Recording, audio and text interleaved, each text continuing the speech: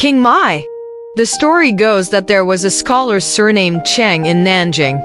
He had a straightforward and unconstrained personality, not bound by conventional customs.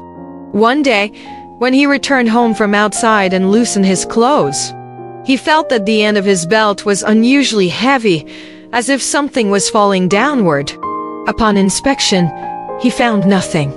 In the moment he turned around, a woman emerged from behind his clothes, her hand gently arranging her hair as she smiled at him.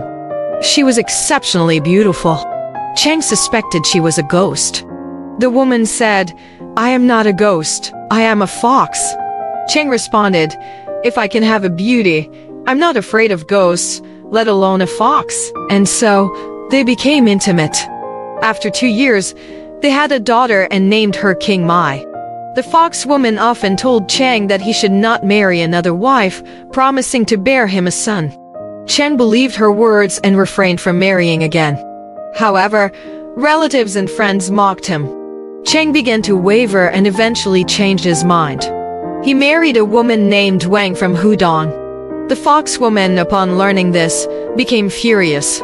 After feeding her daughter, she handed Qingmei to Cheng and said, "This is your burden.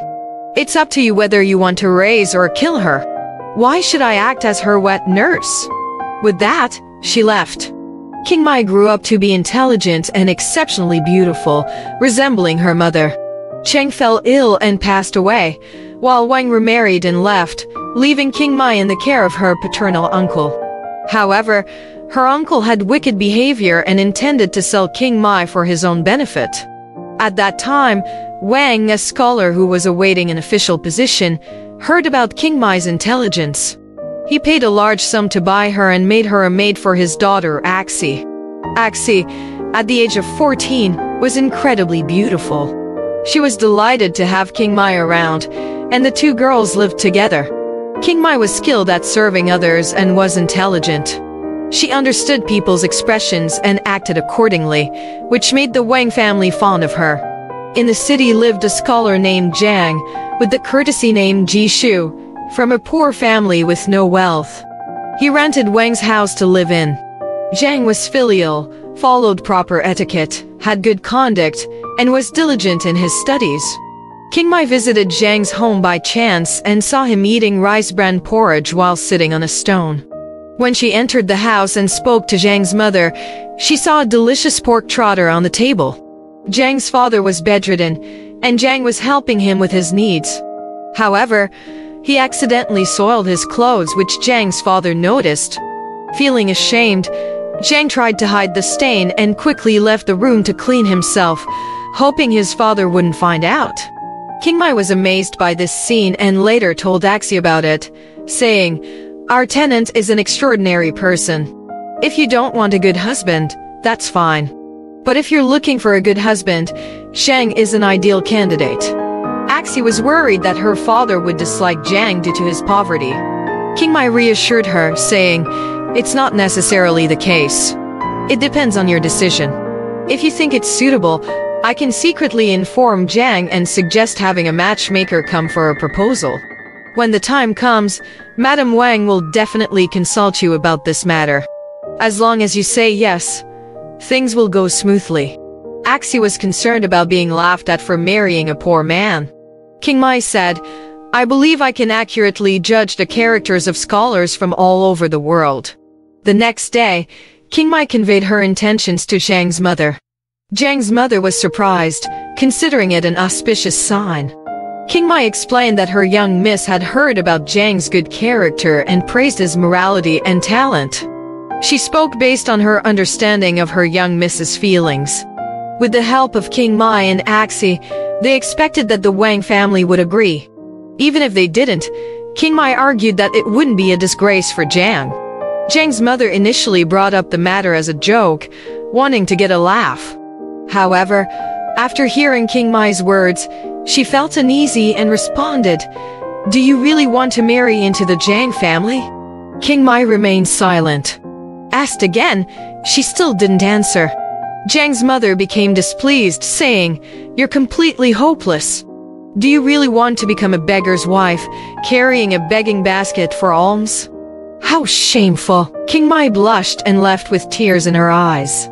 The matchmaker who had heard the situation also left, sensing the unfavorable situation. Qingmei realized that she couldn't secure the match for Axi and decided to pursue her own happiness. After a few days, she visited Zhang's home at night. Zhang was studying, and upon seeing her, he was shocked and asked her purpose. She hesitated in her speech. Zhang sternly asked her to leave. Qingmei cried and said, "I am a well-bred girl from a good family. I am not here to elope. It's because of your virtue that I willingly offer myself to you." Zhang responded, "You praise my virtue and say you love me. However, even people who are chaste and modest wouldn't engage in secret interactions during the dark of night, let alone someone who claims to admire virtue. Even if there are things that might begin inappropriately and end successfully, a gentleman would still consider them unacceptable. What's more, things that won't succeed at all. How will you and I carry ourselves in the future?" Qingmei said, "Even if it might succeed, would you be willing to keep me?" Zhang replied, "Having someone like you is already extremely satisfying. What more could I ask for? However, there are 3 difficult issues now, so I can't easily agree." Qingmei asked, "What are these difficult issues?" Zhang responded, "You can't make decisions for yourself, which is one difficulty. Even if you could decide for yourself, if my parents aren't pleased, it's the second difficulty. Even if my parents are pleased, and even if your character is wonderful, my family is poor and can't afford the necessary funds. That's the most challenging part. You should leave quickly. The suspicion of wrongdoing can be terrifying." Qingmei could only leave, but she urged Zhang to work together to find a solution. When Qingmei returned, Axi pressed her for details about where she had gone. Qingmei knelt down and confessed that she had been to Zhang's house. Axi was furious, thinking that Qingmei had eloped and wanted to discipline her with family rules. Qingmei cried, explaining that she hadn't done anything improper. She then revealed the truth. Axi marveled and said, "Not engaging in a private relationship is proper. Reporting to your parents is filial piety. Not agreeing too easily is honesty. With these 3 virtues, heaven will surely bless him. Zhang doesn't need to worry about his poverty." She continued, "What do you plan to do?" Qingmei replied, "I want to marry him." Axi laughed and said, "Silly girl, can you make the decision yourself?" Qingmei said, "If it's not possible, I'll die." Axi said, "I will definitely fulfill your wish." Qingmei thanked her and left, secretly telling Zhang about their conversation. Zhang's mother learned about it and was overjoyed. She borrowed money from various sources to gather the bride price and put away Qingmei's indenture, waiting for good news. Coincidentally, Wang was appointed as the magistrate of Quo Shangxi. Axi took the opportunity to say to her mother, "Qingmei is not young anymore, and we will be accompanying father to his new post. It might be best to send her away." Axi's mother already considered Qingmei too clever and feared that she might lead Axi astray. She had tried to marry her off before but was concerned that her daughter would be unwilling. Now that her daughter suggested this, she was overjoyed. A few days later, a servant's wife came to express Zhang's family's intention to marry Qingmei. Wang smiled and said, "This family is only worthy of finding a maidservant as a daughter-in-law. Their previous behavior was truly absurd. However, if they want to sell her as a concubine to a wealthy family, the price could be twice as high as before." Axi hurriedly entered and said, "Qingmei has served me for so long. It's too heart-wrenching to sell her as a concubine." Wang conveyed this message to Zhang's family and paid the original bride price. Qingmei was married to Zhang. After marrying into the Zhang family, Qingmei respectfully served her in-laws, being attentive and even more diligent than Zhang. She also managed household affairs, working hard and not finding it difficult to eat rice bran. As a result, her whole family held her in high regard. Qingmei also engaged in embroidery, and her embroidered items sold quickly. Merchants waited in front of the Zhang family's door, afraid they wouldn't get a chance to buy them. The money earned from embroidery helped manage their financial difficulties. Qingmei also advised Jiang not to neglect his studies due to household matters. With his posting approaching, Qingmei went to bid farewell to Axi. Axi said upon seeing her, "You found a good home. I'm not as fortunate as you." Qingmei replied, "I know who granted me this. How could I forget? But if you think you're not fortunate, it might shorten my life." The two bid farewell tearfully. The Wang family arrived at their post in Shaanxi, but within half a year, Wang's wife passed away, and her body was kept in a temple. 2 years later, Wang, who was serving as a county official, was dismissed from his position due to bribery charges. He was fined a substantial amount of money as restitution, pushing his family into poverty. Their servants scattered, and an epidemic broke out. Wang fell ill and died, leaving only an elderly maid and Axi behind. Soon, the maid also died, leaving Axi alone and struggling. An old neighbor lady advised Axi to marry. Axi responded, "Whoever buries my parents, I will marry."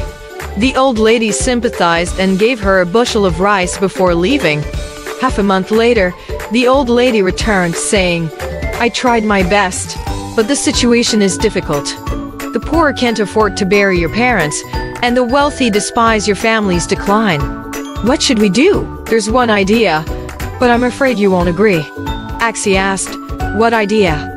The old lady replied, "There's a man named Li Lang around here who wants to take a second wife. If he sees your appearance, he might be willing to spend extra to give your parents a decent burial. He won't hesitate." Axi burst into tears and exclaimed, "Do you want the daughter of a noble family like me to become a concubine?" The old lady didn't say anything further and left. Axi began eating only one meal a day, barely getting by while waiting for someone to buy her. 6 months passed, and life became even more challenging. One day, the old lady returned. Axi tearfully said to her, "I'm in such dire straits that I've considered suicide. The only reason I'm still alive is that my parents' remains are here. If I die, who will bury them? So, it's better to go along with your idea." The old lady brought Li Lang, who was overjoyed upon seeing Axi. He immediately paid for a proper burial for Axi's parents. Once everything was arranged, they brought Axi back and introduced her to Li Lang's main wife. However, Li Lang initially referred to Axi as a maid he had purchased and didn't immediately reveal her status as a concubine. When the main wife realized the truth, she flew into a rage, beat Axi, and forbade her from entering the household again. Axi wept and felt trapped. Fortunately, an old nun passed by, saw the situation, and invited Axi to live with her. Axi agreed and went with the nun. In the temple, Axi requested to become a nun, but the nun disagreed. She said, "You're not someone destined for a life here. The simple food and accommodations in the temple are sufficient for you. Wait patiently for the right time. When it comes, you'll leave on your own." After a short stay, some local ruffians began bothering Axi, and even the nun couldn't stop them. Axi contemplated suicide and dreamt of her father, who expressed regret for not fulfilling her wishes in the past. He encouraged her to wait for her wishes to come true. Axi was perplexed but woke up feeling different. The next morning, the nun noticed a change in Axi's complexion and told her that her troubles would soon be over. A heavy rain began, and Axi heard knocking and shouting outside. The old lady had brought Li Lang in his entourage, seeking shelter from the rain. Li Lang's servants introduced him as an official's family seeking temporary refuge. Axi was guided into the temple by the nun. Once the rain stopped, the main wife of Li Lang's household approached. She turned out to be Qingmei. They recognized each other, cried, and shared their stories. Qingmei was now Li Lang's wife, and they had risen in status. They discussed how fate had brought them back together. Qingmei and Axi were reunited and continued living in their respective roles. Qingmei served Axi diligently, and Axi felt grateful and uneasy about her situation. Over time, Qingmei and Axi were both recognized as madam by the family. Qingmei maintained her humble demeanor and continued her duties. After 3 years, Li Lang was promoted and moved to the capital. He visited the temple and offered a reward to the nun, which she initially declined but later accepted as a donation to build a shrine.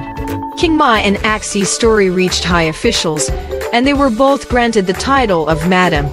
Qingmei's story is one of practicality prevailing over romance, leading to a successful reversal of fate. Despite the absence of romantic love, she found happiness. Can you understand the depth of her story? Alright, this story has come to an end. If you liked it, please give it a thumbs up. Thank you.